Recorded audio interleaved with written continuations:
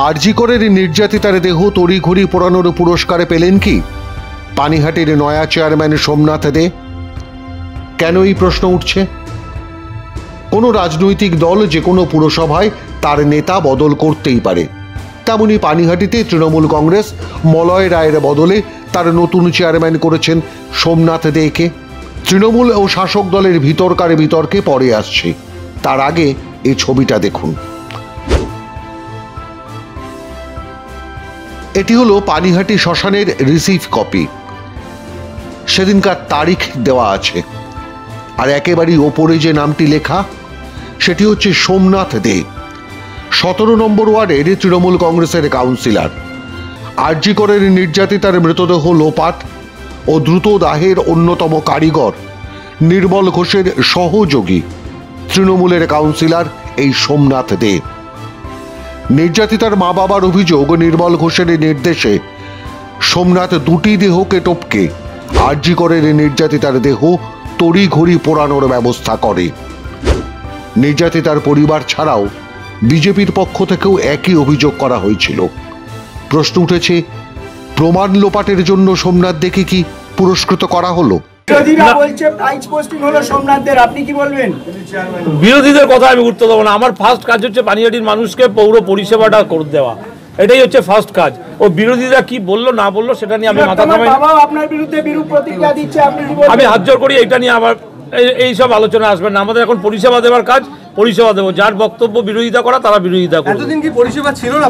পরিষেবা ছিল, আরো উন্নততর পরিষেবা দেওয়ার লক্ষ্যেই দল আমাকে দায়িত্ব দিয়েছে। কিন্তু পানিহাটিতে হঠাৎ মলয় বদলের কারণ কি? তার পিছনে রয়েছে একটা বড়সড় দুর্নীতির গল্প। পানিহাটির অমরাবতীর মাঠ অবৈধভাবে বিক্রি করার অভিযোগে সরে যেতে হয়েছে তৃণমূল কংগ্রেসের চেয়ারম্যান মলয় রায়কে। স্বাভাবিক কারণেই মলয় রায় এই শপথ গ্রহণ অনুষ্ঠানে উপস্থিত ছিলেন না, অসুস্থতার কারণ দেখিয়ে।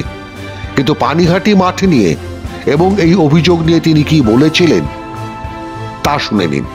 একটা প্রশ্ন আছে, আমি চাই আমি কি অপরাধ করলাম এটা বাজারে সবার সামনে প্রকাশ হোক, এটাই আমি বলেছি এবং সে উত্তরটা আমি খুঁজে বেড়াচ্ছি।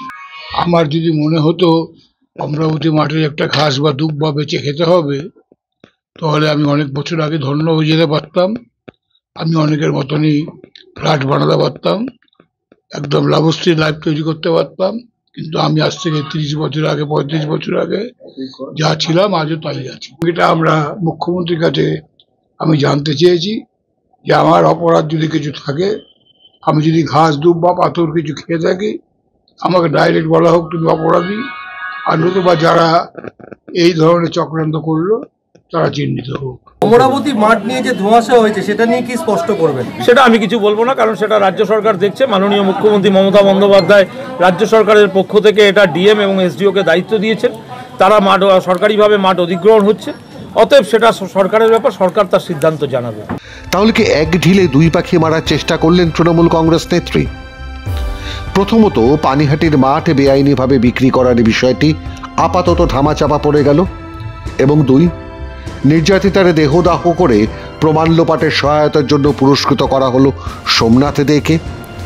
এই সোমনাথের গডফাদার আবার সাংসদ পার্থ ভৌমিক। এই পার্থ ভৌমিক আবার ক্যামাক স্ট্রিটের লোক, ভাইপো অনুগত। সেদিক দিয়ে ভাইপোর কথাও রাখলেন, আবার সোমনাথও পুরস্কৃত হলো। ও মমতা ব্যানার্জির নাম যাতে না নিক, বিনীত গোয়েলের নাম যাতে না নিক, ওর ইনস্ট্রাকশনে আমি এটা পড়িয়েছি বডিটা, তার জন্য ওকে গিফট চেক দেওয়া হবে।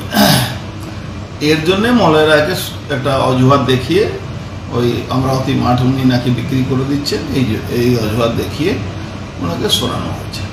এর খেলার পিছনে প্রথমে নান্টু ঘোষও ছিল, কিন্তু নান্টু ঘোষ দেখলো পরে আর নিজের ছেলে বা মেয়েকে করতে পারছে না। কেন? নান্টু ঘোষ এখন হয়ে গেছে, কি বলা যায়, মানে ওর কোনো গুরুত্ব নেই ওখানে।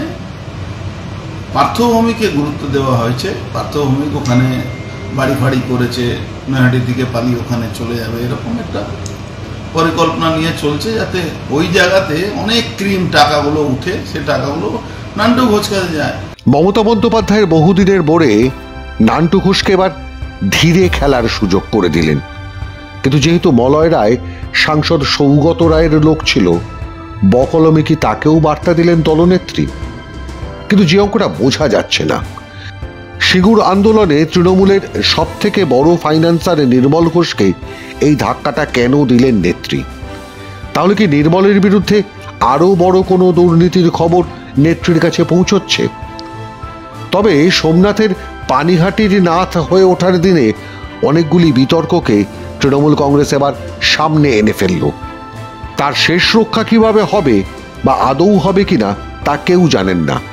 যেমন জানি না আরজিকর মামলায় সোমনাথ দেখে কবে ডাকবে সিবিআই। মাধ্যম ব্যুরো রিপোর্ট।